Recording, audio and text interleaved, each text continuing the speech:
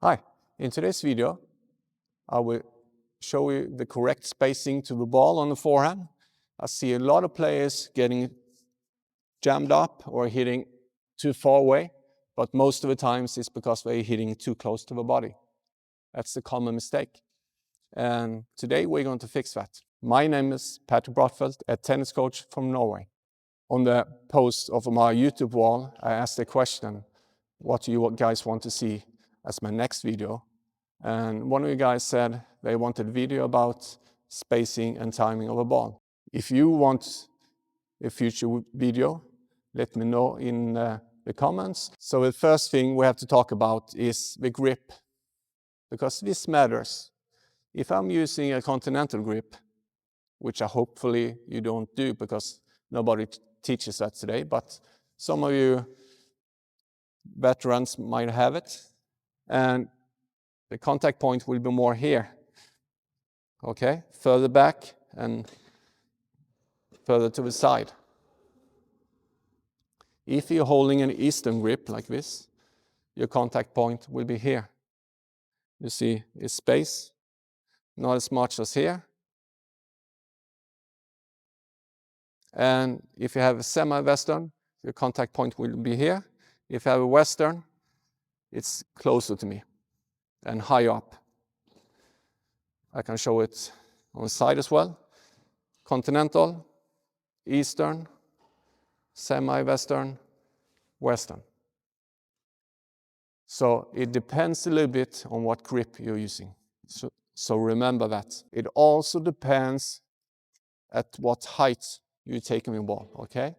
So if you're making contact lower, it'll be closer to your body. The higher up you go, look at my arm now, it's impossible for me to hit like this. That's why some of you guys get jammed. So the higher up you take a ball, the further away you have to go from the body. You see that? Down here is pretty close to my body, and further up is way further to my body. So it's all depending on the player, okay? So what kind of grip do you have? And at what height you're taking the ball? And also if you like to hit with a little bit of a bend in your arm, or more like Federer and Nadal with a straight arm.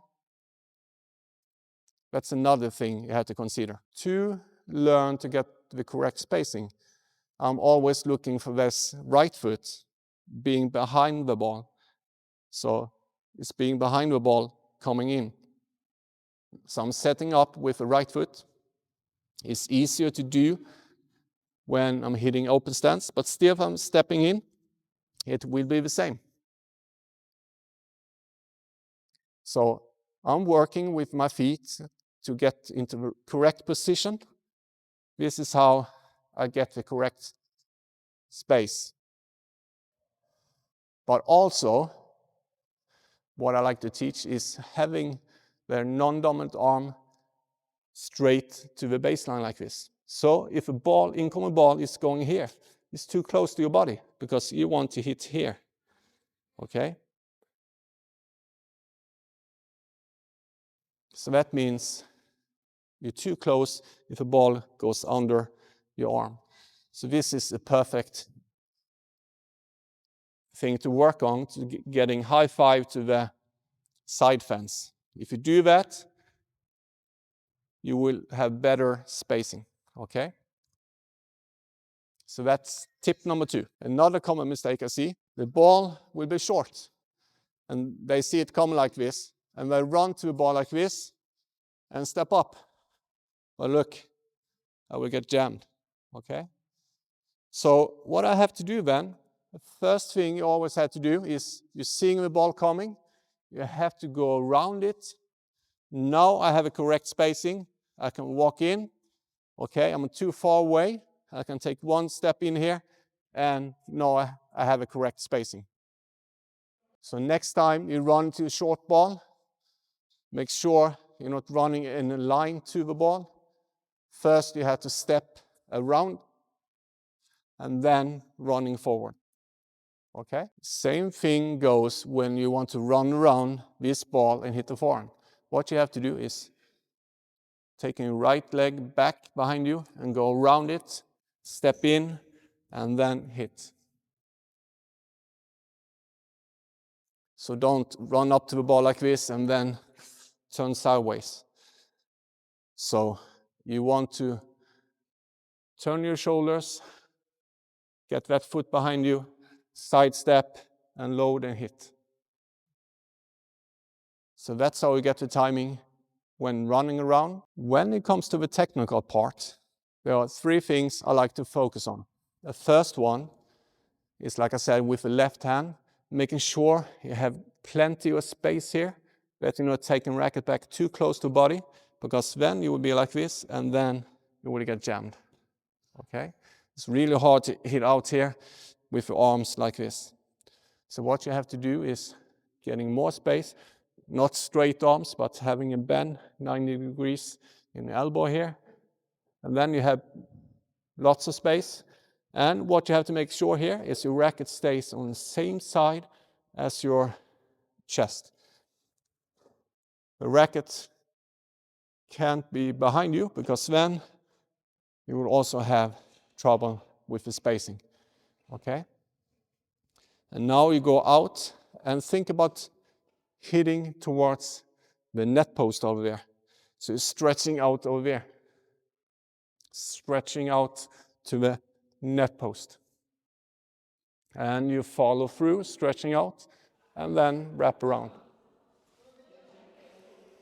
If you do that, you will get the feeling of hitting with good, proper spacing. Okay? See, if you're thinking about hitting out towards the net post and stretching out, and you can finish like this in the beginning, and then you can go here. That's how you can correct yourself. You can do it with a tennis ball.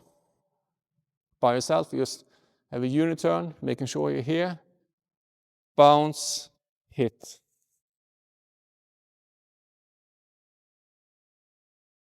You have a uniturn, letting go, and bounce, hit. So if you have a partner, you can run out, take a ball like this. If they feed you a ball, you step out and take it like that, drop it, hit it. That's how you can work on the spacing as well. If you have a topspin pro, or what's it called, the other thing,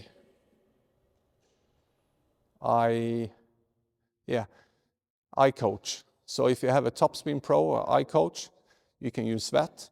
I don't have it, but let's use this tripod over here. So then you can work on your spacing as well. Okay, I have to be here. So if I'm hitting a western, I have to be a little bit closer. Yes.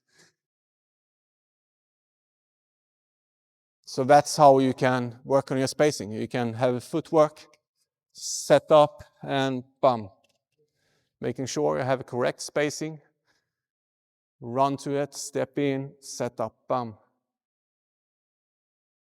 You can work on a run around forehand, set up, correct spacing. Okay? If you're doing like me, don't hit it. You just want to make sure you have a correct spacing and contact point.